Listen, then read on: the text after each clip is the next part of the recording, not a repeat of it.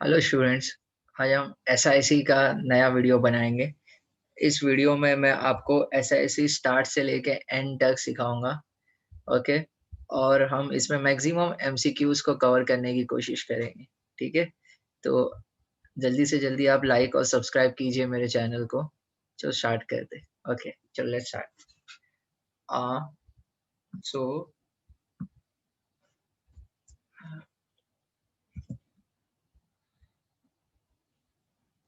मैं screen share कर लेता हूँ। ओके। तो गवर्नमेंट सिक्योरिटी मॉडल कैसा मॉडल है? गवर्नमेंट सिक्योरिटी मॉडल क्लोज और लॉक्ड मॉडल है। कैसा है? क्लोज्ड और लॉक मॉडल। इसका मतलब क्या है? आउटसाइड यूजर को एक्सेस प्रोहिबिटेड है। इन शॉर्ट रेस्ट्रिक्टेड एक्सेस है। जो भी डेटा है, सॉफ्टवेयर है, वो इंटरनल यूजर ही एक्सेस कर सकते हैं। Academic model open access model है। आउटसाइड यूजर डेटा को, सॉफ्टवेयर को एक्सेस कर सकते हैं। That is called unrestricted access. Business agility का मतलब क्या है?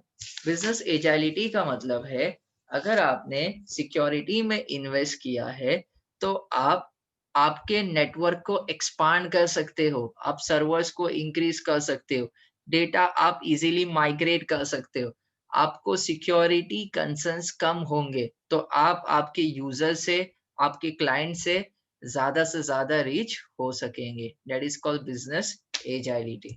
ठीक है। बिजनेस एजाइलिटी का कॉन्फिडेंस आने के लिए इम्पोर्टेंट ये है कि company should made a proper security investment. ठीक है। Next one is portability. Next one is what? Portability. Portability का मतलब है, अगर नेटवर्क सिक्योर है तो आप इजीली डेटा को माइग्रेट कर सकते हो। फॉर एग्जांपल, एक ही कंपनी का नेटवर्क है जिसमें मल्टीपल सबनेट्स है। सपोज मैं कहता हूँ कि एक एक डिपार्टमेंट मार्केटिंग का है, दूसरा फाइनेंशियल है। तो आप इजीली जो भी डेटा या एप्लीकेशंस है, आप मूव कर सकते हो from finance department to marketing department. That is called portability. ठीक है। मतलब द सॉफ्टवेयर एंड डेटा आप मल्टीपल प्लेटफॉर्म में, इंटरनल नेटवर्क में शेयर कर सकते हो या ट्रांसफर कर सकते हो। That is called portability. ठीक है। नेक्स्ट 3 Ds ऑफ सिक्योरिटी क्या है? ठीक है। सो 3 Ds of security. First one is defence. ठीक है। Second one is detection. ठीक है। Third one is deterrence. Third one is deterrence. ठीक है। डिफेंस के लिए क्या यूज होता है? डिफेंस के लिए यूज होता है फायरवॉल। फायरवॉल एक दरवाजे की तरह काम करता है, मैंने प्रीवियस लेक्चर्स में भी कहा। ठीक है। डिटेक्शन के लिए यूज होता है, क्या यूज होता है नॉर्मली वर्ल्ड में? क्या यूज होता है डिटेक्शन के लिए? नॉर्मल वर्ल्ड में डिटेक्शन में सीसीटीवी कैमरास यूज होते हैं। इसमें यूज होता है SIEM। ठीक है। और क्या यूज होती है? लॉग फाइल्स यूज होती है। ठीक है। डैशबोर्ड यूज होता है डिटेक्शन के लिए। तो that works for detection. Deterrence का मतलब, डिफेंस मतलब बचना, डिटेक्शन मतलब फाइंड करना, डिटरेंस मतलब अटैक के इफेक्ट को या फैक्टर को रिड्यूस करना। सिंपल है। ऐसा कुछ होगा तो एम्प्लॉय को या तो आप टर्मिनेट करोगे या उससे सिक्योरिटी पॉलिसी साइन करोगे कि डिफाइन होगा उनको किन किन चीजों का एक्सेस है और किन किन चीजों का एक्सेस नहीं है। समझ में आ रहा है? That is the that is the aim of deterrence. Reducing the frequency of security compromise, thereby the total loss due to security breaches. ठीक है। मतलब जो भी लॉस होगा सिक्योरिटी इशू से रिलेटेड, उसको रिड्यूस करना। ठीक है। That is the aim of deterrence. ठीक है। तो डिफेंस के लिए फायरवॉल, डिटेक्शन के लिए आप SIEM, ट्रेल्स, लॉक फाइल्स। ठीक है। These are work for deterrence, detection. और डिटरेंस के लिए पॉलिसीज फॉर होम एम्प्लॉयज। ठीक है। नेक्स्ट थिंग, सिक्योरिटी प्रोग्राम के कंपोनेंट्स क्या है? Components for building a security program. Okay. Component for building a security program. First one is authority. ठीक है। अथॉरिटी में रिस्पॉन्सिबिलिटी दी जाती है। Next one is framework. Next one is what? framework. Okay, third one is what? Assessment. Okay, planning. Next one is action, and the last phase is maintenance. Last phase is what? Maintenance. Okay, तो guys इधर समझना पड़ेगा आपको। इसमें आपको कुछ terms है जो बेसिक समझने पड़ेंगे। ये आपको 6 स्टेप्स पता होने चाहिए कि 6 कंपोनेंट्स है सिक्योरिटी प्रोग्राम के। दो इंपॉर्टेंट टर्म है, एक है रोड मैप और एक है गैप एनालिसिस। रोड मैप बताता है कि क्या क्या करना है। It's a plan of action. Road map planning phase में होता है। It's a plan of action for how to implement the security remediation plans. ठीक है, तो ये प्लान ऑफ एक्शन किस में डिफाइंड है? प्लानिंग फेज में। और वो गाइडेंस कहाँ से मिलती है? रोड मैप से। ठीक है, next one is gap analysis. फर्क क्या है? Gap analysis compares the desired state of security program, मतलब हम कैसा सिक्योरिटी चाहते थे और कैसा इंप्लीमेंट किए, उसके बीच का फर्क। With the actual current state,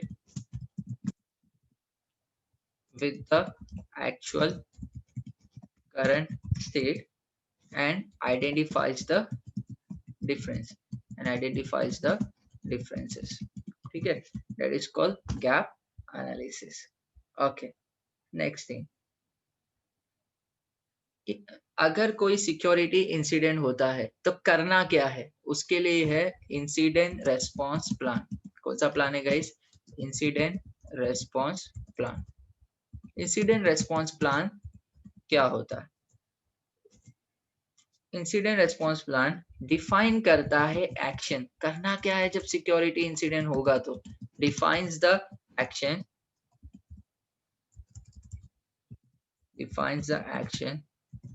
that should be taken when a security event occurs. जब भी कोई सिक्योरिटी इवेंट होगा तो उससे रिलेटेड क्या एक्शन लेना है, that is provided by incident response plan. ठीक है, दूसरी नेक्स्ट चीज क्या है? आपको एम्प्लॉइज को एजुकेट करना होगा। किससे रिलेटेड? सिक्योरिटी अवेयरनेस से रिलेटेड। ठीक है, तो मैं लिखता नहीं हूँ, प्लीज इतना याद रखना। ओके, इम्पॉसिबल जॉब नहीं पूछेगा इसमें से।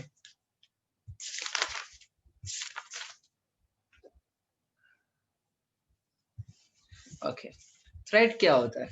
थ्रेट मतलब क्या है? जो भी चीज,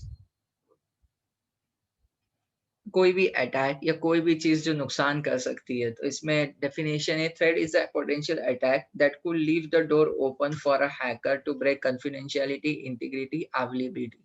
ठीक है, थ्रेट कुछ भी हो सकता है। It can be human, it can be environmental. मैं थ्रेट पे ज्यादा नहीं जाऊंगा। मेरे को इम्पोर्टेंट टर्म है थ्रेट वेक्टर। इम्पोर्टेंट है इसलिए पूछता है। ठीक है, threat vector it is a medium जिसके थ्रू अटैकर अटैक प्लान कर सकता है। Through which an attacker plans और इनिशिएट्स एन अटैक। प्लान्स और इनिशिएट्स एन अटैक। ठीक है, क्या क्या थ्रेट वेक्टर्स हो सकते हैं? नेटवर्क हो सकता है। ठीक है, यूजर हो सकता है, ईमेल हो सकता है। एसक्यूएल इंजेक्शन के लिए क्या यूज होता है? वेब एप्लीकेशन, है ना? हाँ कि नहीं? फिशिंग ईमेल, ईमेल के केस में आ गया, बरोबर? हाँ कि नहीं? नेक्स्ट है रिमोट एक्सेस। रिमोट एक्सेस समझ में आता है ना? रिमोटली कनेक्ट करना सिस्टम को। ठीक है, और mobile. This can be a threat vector. ठीक है, नेक्स्ट थिंग, तो थ्रेट वेक्टर क्या होता है? जिसके थ्रू अटैकर अटैक प्लान करता है। समझ में आ रहा है? That is the threat vector. Next thing, देखो, वायरस रेप्लिकेट करता है, वर्म्स भी रेप्लिकेट करता है, लेकिन वायरस को रेप्लिकेट करने के लिए कुछ ना कोई प्रोग्राम की जरूरत होती है। वर्म्स को कोई भी प्रोग्राम की जरूरत नहीं होती फॉर रेप्लिकेटिंग। जैसे देखो, वायरस तब तक नहीं फैलता है ना, रियल लाइफ में कंपेयर करो, जब तक हम कोई ह्यूमन के या किसी के कांटेक्ट में नहीं आते, है ना। लेकिन वर्म्स क्या है, वर्म्स क्या है, डायरेक्टली अपनी डुप्लीकेट्स कॉपी बनाता है और नेटवर्क की रिसोर्सेज क्या होती है, एग्जॉस्ट होती है। ठीक है, तो टाइप्स ऑफ वायरस क्या क्या है, ठीक है। तो will start with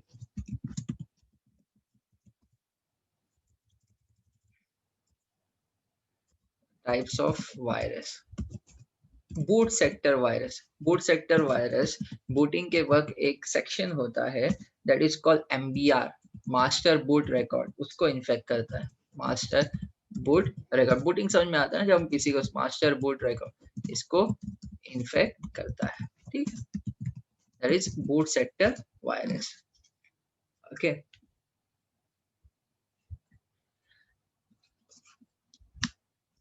next one is polymorphic virus. Polymorphic virus, ठीक है। पॉलीमॉर्फिक वायरस जो है, एंटीवायरस को डिटेक्ट करना थोड़ा मुश्किल हो जाता है because it alter its signature pattern. ठीक है, इट ऑल्टर्स, ऑल्टर्स मतलब चेंज करना, अपना सिग्नेचर पैटर्न चेंज करता है जब भी वो फैलता है या रेप्लिकेट होता है। ठीक है, तो उसको डिटेक्ट करना क्या हो जाता है, एंटीवायरस प्रोग्राम के लिए टफ हो जाता है। ठीक है, next one is, next one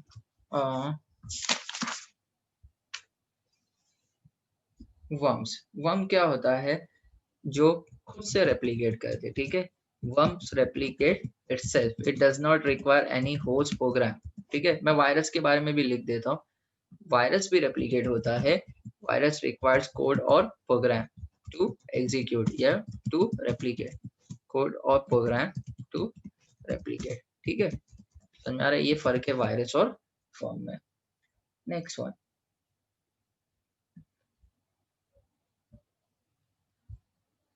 email worms क्या होता है। ईमेल वर्म्स वो होते हैं जो ईमेल के थ्रू आते हैं और स्प्रेड होते हैं as a malicious executable file. Email worms,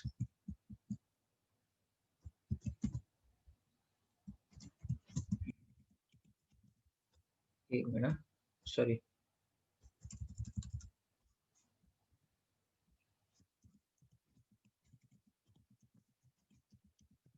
it arrives through email. ठीक है, ईमेल वर्म्स किसके थ्रू आते हैं, ईमेल के through, and spread as malicious executable file,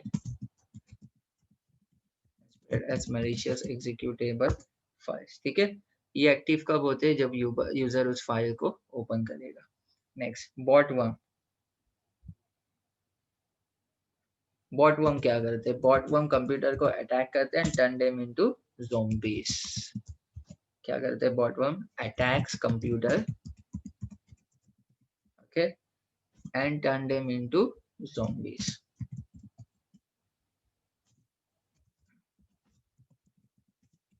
उनके कंट्रोल में आ जाते हैं, इसलिए इसको ज़ोंबीज वर्म भी कहा जाता है। क्या कहा जाता है, zombies worm. Okay, Trojan horse क्या होता है, ट्रोजन हॉर्स सबको लेजिटिमेट प्रोग्राम लगता है लेकिन वो होता नहीं है। It is a type of malware, Trojan या ट्रोजन हॉर्स जो भी बोले आप,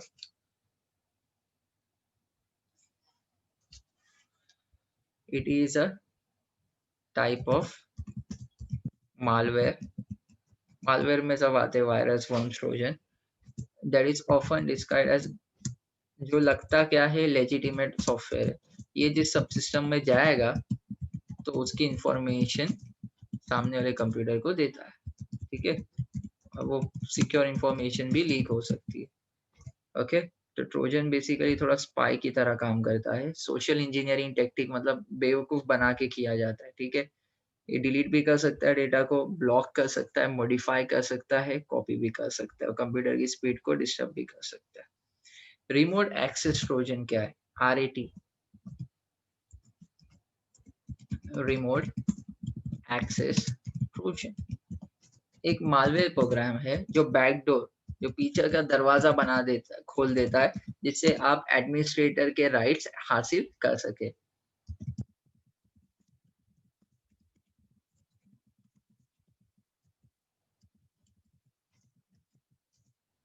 बैकडोर।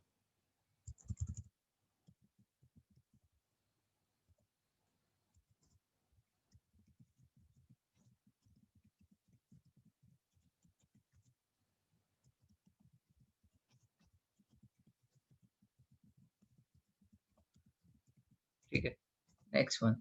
तो रिमोट एक्सेस ट्रोजन के बारे में यही था।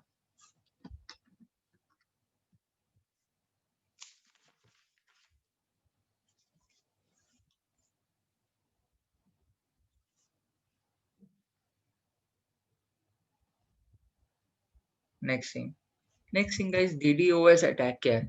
डीडोस का फुल फॉर्म है डिस्ट्रीब्यूटेड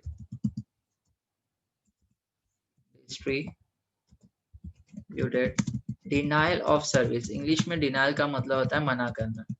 अटैक जब सर्वर अपने लेजिटिमेट क्लाइंट को रेस्पॉन्ड नहीं करता, जब सर्वर अपने लेजिटिमेट क्लाइंट को रेस्पॉन्ड नहीं करता और उसके बजाय अटैकिंग मशीन्स को रिप्लाई करता रहता है, तो डीओएस अटैक को रिप्लाई करता रहता है, तो उसको तब होता है डीओएस अटैक। ठीक है, तो ये इतना ही था डीओएस अटैक। इम्पोर्टेंट जो हमसे वो बता दिया मैंने आपको। एआरपी पॉइजनिंग या एआरपी स्पूफिंग क्या होता है? एआरपी, सबसे पहले मैं एआरपी का फुल फॉर्म बता देता हूँ। Address resolution protocol. ओके, ये क्या करता है? जब आपको आईपी एड्रेस सामने वाली रिसीविंग मशीन का पता हो और उसी मशीन का मैक एड्रेस आपको जानना हो, तब आप ये प्रोटोकॉल यूज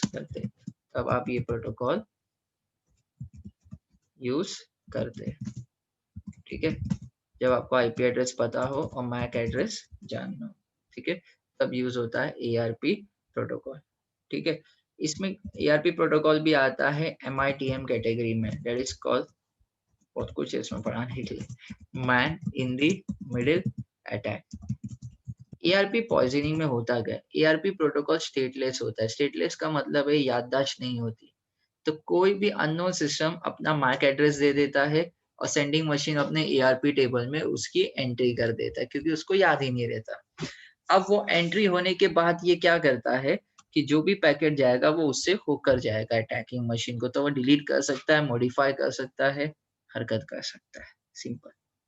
ठीक है, नेक्स्ट है मैक फ्लडिंग। इसमें एक टेबल होता है, क्लैम टेबल, वो फुल हो जाता है। इसकी वजह से सिस्टम मिसबिहेव करता है। सिस्टम क्या करता है? मिसबिहेव। ठीक है, वो स्विच कैसे नॉर्मली वर्क करते हैं? स्विच 1 to 1 वर्क करते हैं, एक से लेते हैं डेटा, एक को फॉरवर्ड करते हैं। लेकिन कैम अटैक की वजह से लेजिटिमेट एंट्री नहीं दिखने की वजह से स्विच हब की तरह काम करेगी, सभी को पैकेट भेजेंगे और अटैकिंग मशीन के हाथ लग जाएगा। ओके, तो इतना ही है ये। डीएचसीपी प्रोटोकॉल क्यों यूज होता है? डीएचसीपी का पहली बात फुल फॉर्म पता होना चाहिए आपको, sir, dynamic host configuration protocol. Dynamic host configuration protocol. DHCP क्या करता है? DHCP dynamic IP provide, DHCP का सर्वर होता है जो डायनामिक आईपी मशीन को प्रोवाइड करता है।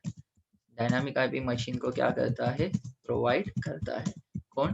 डीएचसीपी का सर्वर, डीएचसीपी सर्वर। ठीक है, स्टैटिक आईपी फिक्स होता है, डायनामिक आईपी चेंज होता है जब भी आप नेटवर्क से कनेक्ट करो। ठीक है, नेटवर्क स्नीफिंग क्या होता है? नेटवर्क स्नीफिंग में मॉनिटरिंग होती है जो भी पैकेट जाता है। नेटवर्क स्नीफिंग इंपॉर्टेंट है, स्नीपिंग नहीं sniffing. Okay, is the act of intercepting, ठीक है, and monitoring your network traffic. जो भी डेटा नेटवर्क में ट्रांसमिट हो रहा है उसको इंटरसेप्ट करना और उसको मॉनिटर करना। ठीक है,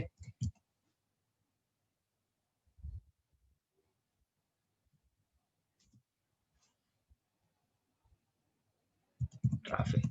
ठीक है, इसके रीजंस क्या हो सकते हैं? इसके रीजन ये हो सकते हैं कि पासवर्ड प्लेन टेक्स्ट के फॉर्म में जा रहा है, एनक्रिप्टेड नहीं है, या एंक्रिप्शन टेक्निक बड़ी वीक है। ठीक है, तो इसको बचने का तरीका क्या है? पासवर्ड को एनक्रिप्ट करके भेजो। ठीक है, और मॉनिटर करना जो जो डिवाइसेस नेटवर्क में कनेक्टेड है। ठीक है, और स्ट्रॉन्ग एन्क्रिप्शन टेक्निक यूज करना जिससे ये इससे बचा जा सकता है। डिनाइल ऑफ सर्विस अटैक बता दिया मैंने आप लोग को।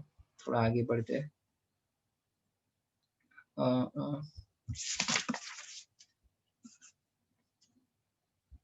कुछ फुल फॉर्म पता होनी चाहिए आपको। SLE क्या होता है sir? Single loss expectancy. Single loss expectancy का मतलब अगर कोई सिक्योरिटी इंसिडेंट एक बार होता है तो इतना पैसे बर्बाद होंगे या लॉस होंगे, that is called single loss expectancy.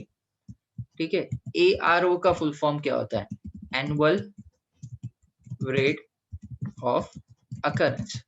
इसका मतलब है इतनी उम्मीदें हैं कि कोई भी सिक्योरिटी इंसिडेंट एक साल में होगा। ठीक है, नेक्स्ट है ALE, annual loss expectancy. Annual loss expectancy मतलब कितना पैसा लॉस हो सकता है कंसीडरिंग SLE और ARO। ठीक है, तो ये पैसा बताता है कि कितना लॉस हो सकता है। ठीक है, नेक्स्ट थिंग तो सिंपल है, CIA ट्रायड्स। मेरी वीडियोस देख लो अगर आपको ये डिटेल में जाना हो तो, मेरे चैनल पे ही है। ठीक है, CIA का फुल फॉर्म क्या है? कॉन्फिडेंशियलिटी,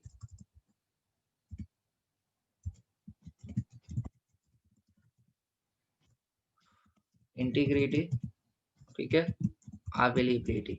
अवेलेबिलिटी बेसिकली क्या, इंटीग्रिटी का मतलब होता है अनऑथराइज्ड मॉडिफिकेशन नहीं होगा, अनऑथराइज्ड मॉडिफिकेशन डेटा पे नहीं होगा, अनऑथराइज्ड मॉडिफिकेशन डेटा पे नहीं होगा। कॉन्फिडेंशियलिटी का मतलब होता है सीक्रेट रहेगा क्या मैसेजेस। ठीक है, नेक्स्ट अवेलेबिलिटी का मतलब है नेटवर्क की सर्विसेज अवेलेबल होगी लेजिटिमेट क्लाइंट की, अवेलेबल होगी फॉर लेजिटिमेट यूजर। जैसे अगर आप लेजिटिमेट यूजर हो कोई भी बैंक है, SBI की, ठीक है, तो आपके लिए सर्विसेज अवेलेबल होगी, banking services. That is confidentiality, integrity और अवेलेबिलिटी। अवेलेबिलिटी के लिए क्या किया जाता है? रिडेंडेंसी। रिडेंडेंसी मतलब बैकअप में राउटर्स रखे जाते हैं। एक स्टैंड बाय राउटर होता है, जब पहला राउटर फेल हो जाता है तो बैकअप राउटर उसकी जगह काम करता है। ठीक है, इंटीग्रिटी के लिए एक्सेस कंट्रोल लगाया जाता है।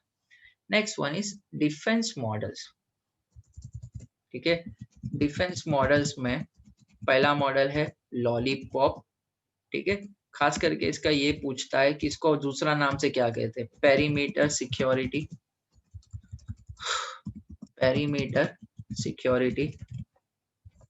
ओके, लॉलीपॉप मॉडल क्या बोलता है कि भाई जो भी चीज बचानी है उसके आगे एक दीवार खड़ी कर दो, वो दीवार कुछ और नहीं, फायरवॉल।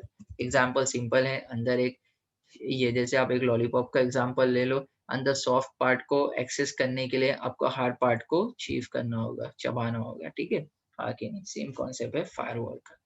ये कैपेबल है अनऑथराइज एक्सेस से बचाने, कैपेबल है अनऑथराइज एक्सटर्नल एक्सेस से बचाता है, इससे बचाता है। स्पेलिंग मिस्टेक है तो प्लीज कंसीडर, बहुत सारा लिखना है।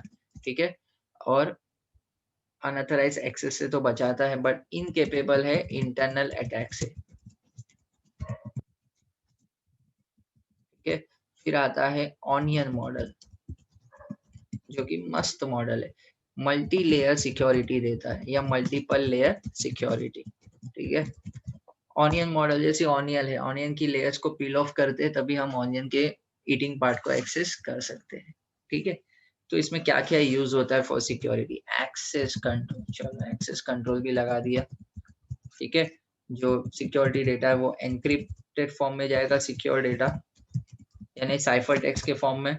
पैचिंग है ना, बग से पैचेस अपडेट करने से बग रिमूव होता है। मॉनिटरिंग, मॉनिटरिंग के लिए आप SIEM बहुत सारी चीजें लगा सकते हो, गार्ड यूज कर सकते हो, CCTV सर्विलेंस, फिजिकल सिक्योरिटी के लिए सॉरी आप गार्ड्स यूज कर सकते हो, राइट? हाँ कि नहीं? That works for locks use कर सकते हो, that works for physical security, ठीक है? नेक्स्ट क्या है?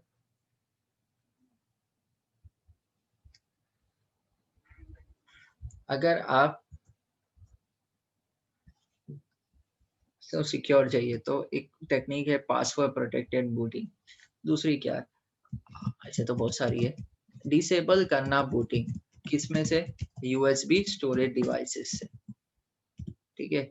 USB storage devices like pen drive, storage devices and optical drive से प्रिवेंट करना, ठीक है? ये एक तरीका है कि हम अटैक से बच सकते हैं ऑपरेटिंग सिस्टम पे जो किया जाता है।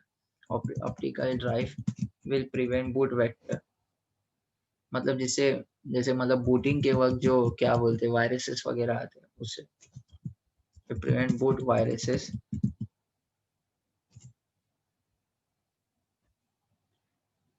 Boot virus will prevent boot viruses, ठीक है? Next one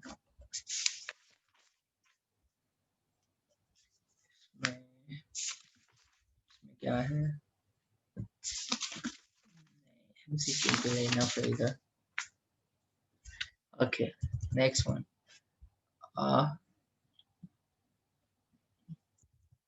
single factor authentication के लिए यूज होता है, जैसे पुराने सॉफ्टवेयर में होता था यूजर नेम एंड पासवर्ड, एक ही चीज होती थी ऑथेंटिकेशन। ऑथेंटिकेशन मतलब आइडेंटिटी चेक करना। ऑथेंटिकेशन का मतलब क्या होता है? आइडेंटिटी चेक करना। ऑथराइजेशन का मतलब होता है, ऑथराइजेशन का मतलब होता है कि एक्सेस चेक करना, एक्सेस चेक करना, किन किन चीजों को एक्सेस करने के लिए ऑथराइज है। पहले ऑथेंटिकेशन होता है फिर ऑथराइजेशन। सिंगल फैक्टर ऑथेंटिकेशन के लिए user name password, two factor के लिए आप यूजर नेम पासवर्ड का यूपी लिख देता हो, समझ जाओ, और साथ ही साथ कोई भी बायोमेट्रिक टेक्निक यूज कर सकते हो या OTP भी यूज कर सकते हो, ठीक है? मल्टी फैक्टर में बहुत सारी चीजें यूज होती है, करबरोज, ठीक है? ऑथेंटिकेशन के लिए क्या क्या होता है? एक होता है लोकल स्टोरेज एंड कंपैरिजन, जिसमें लोकल सिस्टम में सारी डेटाबेस की डिटेल्स है, user name password secure data. एक है कि भाई सर्वर पे सब स्टोर है, सेंट्रल स्टोरेज एंड ये सब ऑथेंटिकेशन टेक्निक है एंड कंपैरिजन, ओके? तीसरा है challenge and response, chap, challenge handshake authentication protocol. देखिए पुरानी वीडियो थोड़ा बहुत बताया मैंने उसके बारे में कि क्या चैलेंज जनरेट होता है जो यूजर को रिस्पॉन्स करना होता है। करबरोस शॉर्ट में बताता हूँ, सुनो। टिकट जनरेट होता है, टिकट जनरेट होता है, दो सर्वर यूज होते हैं, यूज होते हैं। वीडियो में काफी कुछ कवर कर रहे हैं, होपफुली इट विल वर्क, आपको समझ में आएगा और आपकी एग्जाम्स अच्छी जाए। Authentication server and ticket granting server, ठीक है? ये दो सर्वर यूज होता है, ऑथेंटिकेशन सर्वर और टिकट ग्रांटिंग सर्वर। यूजर को सेशन की चाहिए होता है क्लाइंट से कम्युनिकेट करने, ओके? नेक्स्ट चीज है OTP। OTP के भी दो क्या है, दो मेथड्स है। एक है टाइम बेस की, पूछता है, ये पूछ सकता है, पूछता है भारत टाइम बेस कीज और sequential keys, okay? Time base की आपको समझ में आता है, टाइम के बाद एक्सपायर होगी। Sequential keys is a concept.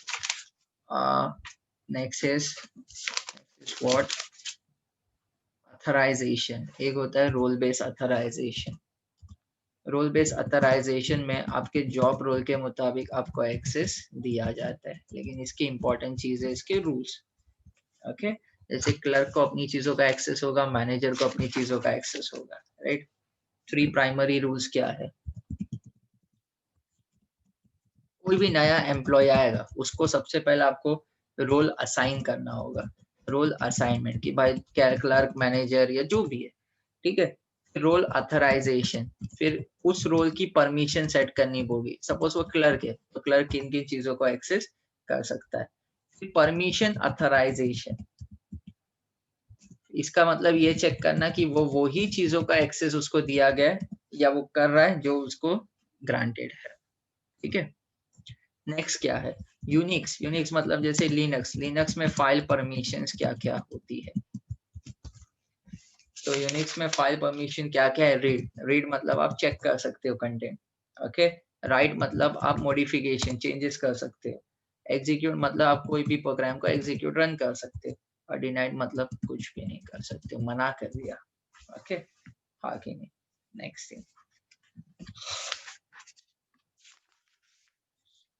तो मैंने आपको इस वीडियो में चैप्टर नंबर 4 तक समझाया है, होपफुली आपको समझ में आएगा। I will try in the next video further part, okay.